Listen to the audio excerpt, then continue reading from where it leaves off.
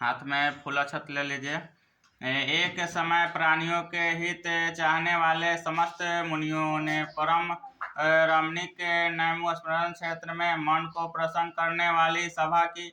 उसी समय अति तेजस्वी व्यासजी के शिष्य सूत जी शिष्य गणों के हित हरि नाम स्मरण करते हुए वहां आए। समस्त शास्त्रों को जानने वाले श्री सूत जी को आते देख महातेजस्वी सौनकादि मुनिगण खड़े हो गए। सब धर्मों को जानने वाले में श्रेष्ठ सूत जी तथा परम वैष्णव सौनकादि ऋषि परमेश्वर से शीघ्रता से पृथ्वी पर दंडवतः नमस्कार करके सौनकादि पुण्यों के दिए आसन पर संपूर्ण शिष्यों सहित अति बुद्धिमान सूत जी बैठ गया। बैठे हुए सूत जी से शौनकादिक मुनियों ने नमस्कार कर हाथ जोड़कर कहा, हे महर्षि, हे सर्वज्ञ सूत जी, इस काली काल में मनुष्यों के हरि भक्ति किस उपाय से हो? हे भगवान, वह कहिए, क्योंकि कली काल में सब प्राणी पाप करने में तत्पर और वेदावहीन हो जाएंगे। उनका कल्याण किस प्रकार होगा? इस कलयुग में मनुष्य प्राणों को धारण किए थोड़ी आयु वाले निर्धन और अनेक पीड़ा से युक्त होंगे। प्रायः पुण्य अति परिश्रम से होता है। इससे कलयुग में कोई मनुष्य पुण्य न करेगा और सब पुण्य के नष्ट होने से सब पापों का प्रवृत्त हो जाएगा। तब तुच्छ ज्ञान वाले हो जाएंगे। तब तुच्छ ज्ञान वाले मनुष्य अपने सब वश सहित नष्ट हो जाएंगे। हे सूत जी, किस तरह अल्प परिश्रम से थोड़े धन और कुछ ही समय में पुण्य प्राप्त हो ऐसा कोई उपाय हम लोगों को वर्ण कीजिएगा, जिसे उपदेश से मनुष्य पुण्य पाप करता है वह उसका भागी होता है। पुण्य का उद्देश्य करने वाला दयावान, कपट रहित, निष्पाप और निर्विरोधी, यह चार तरह के मनुष्य नारायण के समान हैं। संसार में ज्ञानी होकर जो दूसरों का ज्ञान नहीं देता, उस पर ज्ञान रूपी परमेश्वर प्रसन्न नहीं होते। जो पुरुष रत्न रूपी ज्ञान से दूसरों को संतोष देते हैं, उन्हें मनुष्य रूपी धारण किए नारायण ही जाने। हे महामते, ऐसा कौन व्रत है जिससे करने से मनोवांछित फल प्राप्त हो? हम लोगों को सुनने की इच्छा है। हे मुनि श्रेष्ठ, आप वेद दिव्यांग के ज्ञाता हैं। आप जैसा दूसरा कोई वक्ता नहीं दिखता, क्योंकि श्री वेद व्यास जी के आप शिष्य हैं। सूत जी बोले, हे मुनि श्रेष्ठ, तुम धन्य हो, तुम ही वैष्णव के अग्रण्य हो, कारण कि सब प्राणियों का तुम सदैव हित चाहते हो। हे शौनक, सुनो, मैं आपसे उस उत्तम व्रत को कहूँगा जिस व्रत को नारद जी ने लक्ष्मीपति भगवान से पूछा था, और जिस प्रकार भगवान ने नारद जी से कहा, है ऋषिगण, उसे सावधान होकर सुनो। इति प्रथम अध्याय समाप्त। शंख है तो फूंक दीजिए।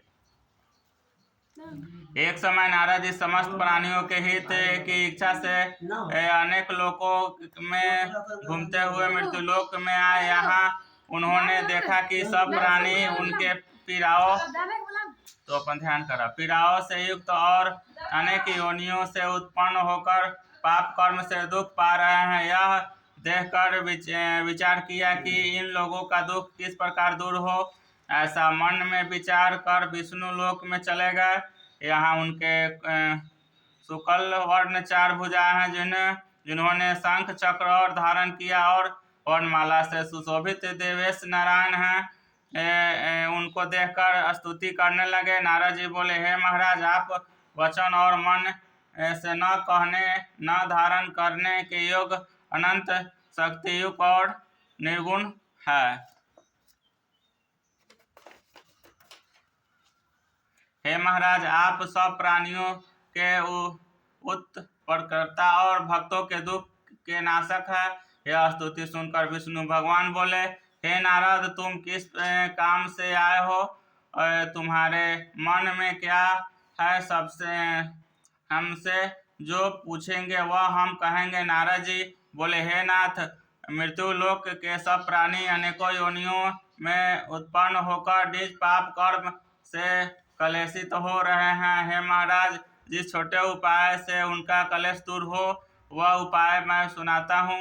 भगवान बोले, समस्त जनों पर कृपा कर, तुमने बहुत अच्छा प्रश्न पूछा है, जिसके करने से मनुष्य मोह से छूट जाएगा। मैं ऐसा उपाय करता हूँ, सुनो। हे नारद, जो व्रत तीनों लोकों में अति दुर्लभ है वह आज आपके कहने से प्रकाशित कर रहा हूँ। वह सत्यनारायण का व्रत है, जिसको विधि पूर्वक करने से इस लोक में सुख और परलोक में मोक्ष मिलता है। यह सुनकर नारद जी बोले, इस व्रत का क्या फल और पूर्व में किसने किया था? जिस समय यह व्रत करना चाहिए आप विस्तार पूर्वक सुनिए। श्री भगवान ने कहा कि इसके करने से दुख शोकादित का नाश, धन धान्य की वृद्धि और सनातित की प्राप्ति तथा सर्वत्र विजय प्राप्ति होती है। इस व्रत के मनुष्य भक्ति श्रद्धायुक्त किसी भी दिन सायकाल में सत्यनारायण भगवान की पूजा करे और भाई बंधु तथा ब्राह्मणों के साथ धर्म युक्त सवा शेर उत्तम नवेदम भोग लगावे। केले का फल, घी, दूध और गेहूं का चूर्ण लावे। गेहूं का चूर्ण न हो तो चावल का चूर्ण, खार अथवा गुड़ मिलावे। सवा पाव अथवा सवा शेर के हिस्सा से मिलाकर भक्ति से सत्यनारायण भगवान को नैवेद्य लगावे। वांध्यों के साथ कथा गीतादित करे। तदंतर सर्व श्रोतागण श्री सत्यनारायण भगवान का स्मरण करते हुए अपने अपने घर जाए। इस प्रकार व्रत करने से मनोवांछित फल मिलता है। विशेषकर इस कलिकाल में पृथ्वी पर इससे चढ़कर दूसरा कोई उपाय नहीं है। हे नारद, जिन्होंने इस व्रत को पहले किया था, कथा सुनो। काशीपुरी में निर्धन सतानंद नामक एक ब्राह्मण सुधा देकर बूढ़े ब्राह्मण का रूप धारण कर अति आदर से पूछा, हे, किस कारण पृथ्वी पर आप नित्य घुमा करते हैं? यह हमारी सुनने की इच्छा। यदि आपकी इच्छा हो तो कहिए। ब्राह्मण बोला, मैं अत्यंत दरिद्र हूँ, भिक्षा के लिए पृथ्वी पर भ्रमण करता हूँ। यदि आप कुछ मानते हो तो कृपा कर पूर्ण रूप से कहिए। वृद्ध ब्राह्मण बोले, हे धृतश्रेष्ठ, मनोरथ को सिद्ध करने वाले उत्तम श्री सत्यनारायण भगवान का व्रत करो, जिसके करने से मनुष्य सब दुखों से छूट जाते हैं। वृद्ध ब्राह्मण रूपे से श्री सत्यनारायण देव ने व्रत कथा का विधान ब्राह्मण को बताकर आप अत्यंत धन्य होगा। तदंतर ब्राह्मण सतानंद ने मन में निश्चय किया कि मैं कल श्री सत्यनारायण का व्रत करूंगा। इसी चिंता में ब्राह्मण को रात भर नींद न आई। सुबह उठकर उसने यह निश्चय किया कि मैं आज श्री सत्यनारायण का व्रत अवश्य करूंगा। यह संकल्प कर भिक्षा मांगने को गया तो उस दिन उसको सब दिनों से अधिक मिला। उस द्रव्य से उसने अपने भाइयों के साथ श्री सत्यनारायण का व्रत किया। उसके प्रभाव से सब दुखों से छूट कर सर्व संपत्ति से युक्त हो गया। व्रत के प्रभाव से सतानंद नगर भर में श्रेष्ठ मानने जाने लगा और तभी से वह ब्राह्मण हर महीने व्रत करने लगा। भगवान ने कहा, तदानंद द्वारा किया हुआ श्री सत्यनारायण का यह पूजन है। उसको जानकर जो मनुष्य व्रत करता है वह सब पापों से छूट कर मोक्ष को पा जाता है। इस प्रकार पृथ्वी से इस व्रत को जो मनुष्य करेंगे उनका दुख अवश्य नष्ट हो जाएगा। सूत जी बोले, है सौनक, विष्णु भगवान ने जिस तरह कहा था वह तुमने मैंने कहा, और दूसरी बात जो हो वह पूछो।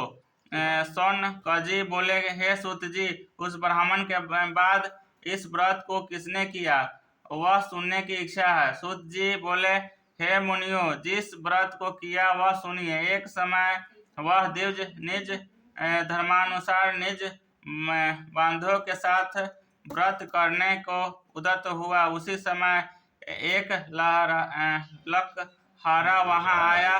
भूख प्यासा से पीड़ित काष्ठ के भार को बाहर रख ब्राह्मण के घर में जाकर उसने व्रत करते हुए ब्राह्मण को देखा। लकहारा नम्रता से हाथ जोड़कर प्रणाम कर बोला, आप यह क्या कर रहे हैं? इसके करने से क्या फल होता है? वह विस्तार पूर्वक कहिए। ब्राह्मण बोला, मनोरथों को देने वाला, दुख और शोक नाश करने वाला तथा सिद्धि को देने वाला यह श्री सत्यनारायण का व्रत है, जिसके बाद से यह धनाई प्राप्त हुआ है। यह सुनकर लकहारा प्रसन्न हो प्रसाद को खाकर और जल पीकर वह भगवान श्री सत्यनारायण का ध्यान करता हुआ अपने नगर को चला गया।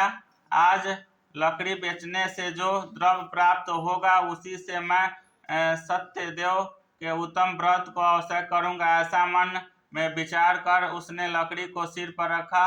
जहाँ धनी लोग रहते थे उस नगर में गया। उस दिन लकहारे को दुगना द्रव्य प्राप्त हुआ। यह अत्यंत प्रसन्न होकर सुंदर केले के फल, शक्कर, दूध, घी, गेहूं का चूर्ण सबको सवाई लेकर घर में आकर अपने भाई बंधुओं को बुलाकर विधि से श्री सत्यनारायण का व्रत किया। उस व्रत के प्रभाव से लकहारा गौन पुत्र से युक्त हो गया। इस लोक में सुख पाकर अंत में सत्यलोक में चला गया है। हे मुनिगण, और मैं कथा कहता हूँ, उसको सुनिए। कई अध्याय हुआ है? कई अध्याय तो हमरा पता नहीं, हम कहते गए। ठीक है, चलिए।